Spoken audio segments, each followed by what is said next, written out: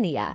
أعلن الاتحاد الجزائري لكرة القدم الخميس أن 2000 مشجع لمنتخب البلاد سيدفعون فقط 50% من تكاليف تذاكر السفر إلى كوت ديفوار، حيث تقام مسابقة كأس إفريقيا. وقال الاتحاد في بيان إن الرئيس عبد المجيد تبون قد أعطى توجيهاته بخصوص تغطية 50% من تكاليف السفر إلى كوت ديفوار 2000 مناصر عبر شركة سياحة وأسفار الجزائر.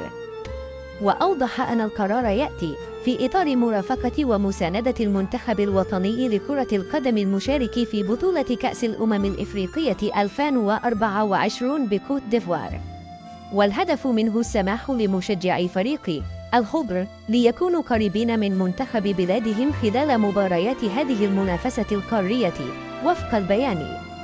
ويشارك المنتخب الجزائري بقيادة المدرب الوطني جمال بالماضي في بطولة كأس الإفريقية المقبلة التي ستنظم في الفترة من 13 جانفة إلى 11 فبراير 2024. ويوم الجمعة كشف بالماضي عن القائمة التي ضمت 26 لاعباً تم اختيارهم لهذه المسابقة الإفريقية. ووضعت القرعة الجزائر في المجموعة الرابعة مع أنغولا وبوركينا فاسو وموريتانيا.